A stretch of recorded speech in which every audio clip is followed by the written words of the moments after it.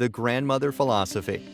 In 2002, as a sales rep for a carpet manufacturer, Chris Coltran walked into one of his largest retailers in his territory and wanted to know how the Stone Mountain Outlet store in Billings, Montana was the number 3 location in the country. What were they doing to be one of the best in the nation? But I said, John, what is your secret? How can you be beating, people in LA and people in Dallas and Atlanta, Chicago? How is that possible? And he said, Chris, if I tell you, you're gonna laugh. I said, you gotta tell me. We treat every customer the way we would treat our grandmother. I said, what a great idea for a book.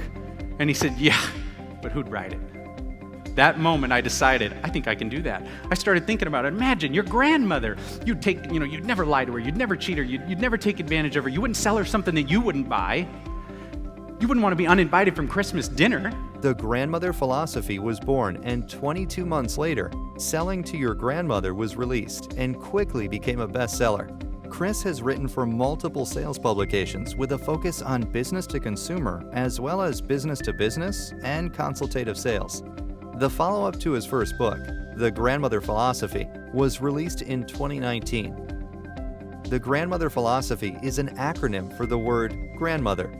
The G is greet every customer immediately. The R is read body language. The A is attitude is everything. The N is never prejudge. The D is do unto others as they want done unto. The M is make an impression that will last a lifetime. The O is own your products. The T is think like a salesperson. The H is honesty. The E is everyone is a potential customer. And the R is remember to treat every customer like you would treat your own grandmother. Greet every customer immediately. When you first make eye contact with your potential customer, your initial greeting sets the foundation of their entire experience. How you greet them will make or break your sale. Thank them for the opportunity to serve them and start building rapport. Reading body language is important because we communicate more with nonverbal signals than we do with spoken words. We are either saying, I'm happy to see you, or please don't bother me, with just our facial expressions, our eyes, and our gestures alone.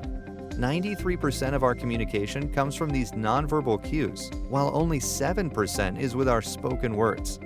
Your body language and your words must be in alignment. Attitude is everything. Your attitude will determine whether you get the sale or not. Nobody wants to do business with someone with a negative attitude. In sales, you have to leave any negativity out of your presentation and always be positive. Remember, consumers are coming to you for one of 2 reasons. They either want or need a new product. Both are problems, and you are their solution. Never prejudge. Every person has been prejudged by someone, and it never feels good when it happens. When you are standing in front of a consumer, you can't just assume you know what products they can afford, whether they will qualify for your store credit card, or if you think they are wasting your time. Qualify your customers with who, what, why, where, when, and how questions, but don't prejudge them. Granny is there to buy. Your clients have money to spend on their projects, and it's your job to assist them. Answer their questions and make sales. Do unto others as they want done unto. The golden rule says to treat people the way you want to be treated. The platinum rule means you treat people the way they want to be treated. The platinum rule applies to sales. You have to sell to your clients the way that they want to buy. If your customer wants to know the specs of a product, you must be able to speak technically with them. If they want to know about the latest styles and color trends, you must change your approach and be able to talk about fashion and design. This is why having product knowledge and sales knowledge are both essential skills of top salespeople. Always use the platinum rule by focusing on your customers and selling to them the way they want to buy. Make an impression that will last a lifetime.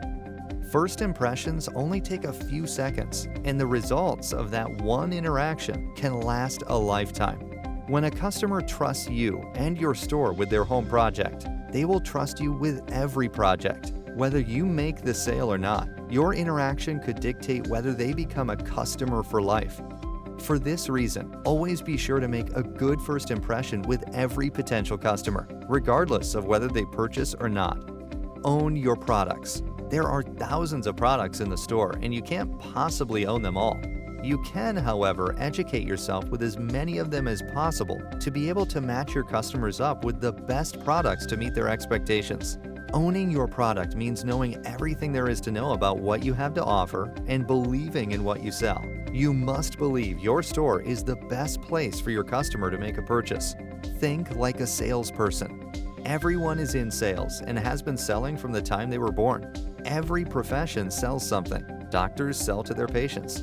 Teachers sell to their students. Lawyers sell to the judge and the jury. Parents sell to their kids. Kids sell to their parents.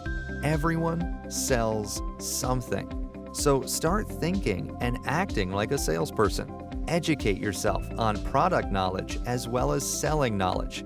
Honesty. You must be honest with all of your customers at all times.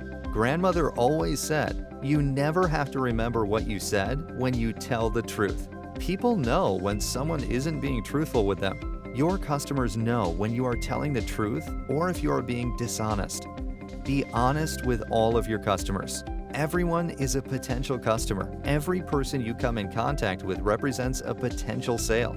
Remember this when you are driving in traffic and someone cuts you off. You might want to roll down the window and yell at them, but what happens when that driver is standing in your department? You never know if the person you saw in the grocery store will soon be asking you questions about their project. So treat everyone you interact with as a potential customer. You wouldn't lie to her. You wouldn't cheat her. You wouldn't take advantage of her. You wouldn't prejudge her. You wouldn't sell her a product that you wouldn't buy. Remember to treat every customer like you would treat your own grandmother.